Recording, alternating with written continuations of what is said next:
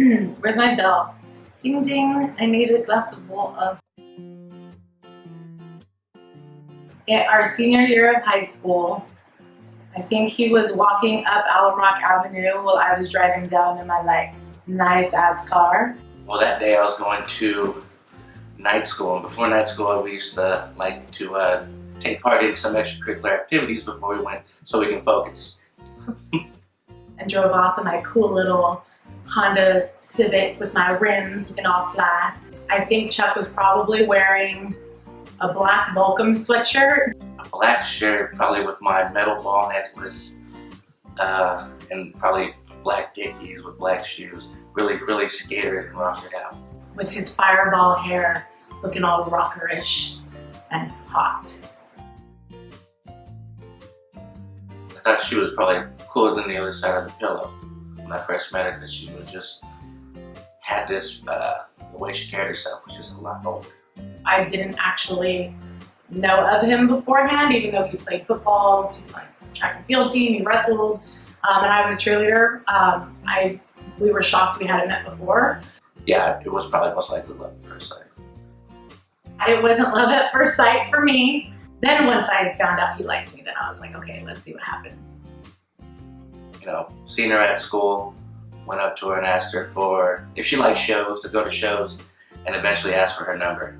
And he said he was gonna text me when it got closer and that maybe we could meet up. And 5 seconds after I got to class and sat down, he texted me. And he was like, hey, Brittany, this is Charles. What are you doing? And so I did respond. I just said, hey, I'm in class, just like you and everybody else in the whole school. He asked me if I wanted to do something really fun. I wanted to take her to a haunted school. I picked him up in my car because he had a bicycle at the time. It was a haunted school with a story behind it where a teacher killed all his kids. Like out in the boonies. I'd say it's probably like 10 o'clock at night. And we go and we pull up, and I told her, let's go start walking towards the school. It was super scary. And we got out and we walked towards the school. You can hear the nightlife going with the frogs and crickets and everything. We took another few steps and everything was silent. And everything just got quiet. I seen way too many scary movies, so I was gone. For a second, that was his natural reaction, was to just go. I took her off, left her behind. To this day, I still say that he, for a second, was about to leave my ass behind. I had to go back. That was our very first date. She's probably never gonna let me live that down. Behind James Lick High School. In her car. In the parking lot by the soccer field.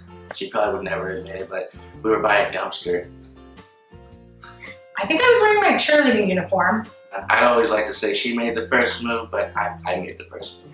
And he leaned in and asked me, like a gentleman, if he could kiss me. Not too long, just a real quick peck, maybe a little tongue action, but not too much. I felt like I was on cloud 9. He was cute. I bought a ring and hid it inside my comic book box until it was time for me to propose. He had told me that he was taking me on a surprise trip for my birthday, and I didn't know where we were going. Napa Valley's wine train, and then on top of that, there was the Lovelock Bridge was right behind us. Before the proposal, I was a nervous wreck. I mean, every picture that we were taking together, because it was her birthday, you can tell I was just nervous. And he gave me a gift, which was a lock that had our names and the day we got together and all that engraved on it. And so he gave me that gift on the bridge. So as she was opening up the box with the lock in it, I got down on one knee and opened up another box with the ring in it. And she was pretty much just open mouth, can't believe that this is happening. I was shocked, so happy and so surprised, and then so eager to be able to share the news. We really enjoyed that day. Well, what's special about Brittany is she has this really weird ear, and it's kind of small. Chuck is my tiny dancer. All joking aside, she's just the most amazing person. You couldn't find a better person. There are probably a billion reasons why I'm marrying Chuck. Our souls have identified each other as counterparts.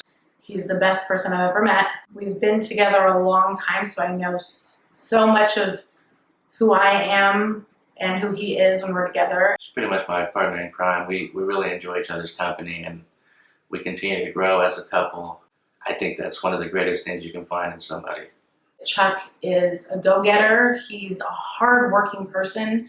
He sincerely cares about the people that he loves, and he would do anything for his tribe. She has one of the softest and most kindest hearts that I've ever come across. She's selfless. She wants other people to be happy before her happiness, and it's really hard to find in this world nowadays. Just really, really sharing every moment together. It's been such an amazing journey thus far. I'm excited to spend the rest of my life with her.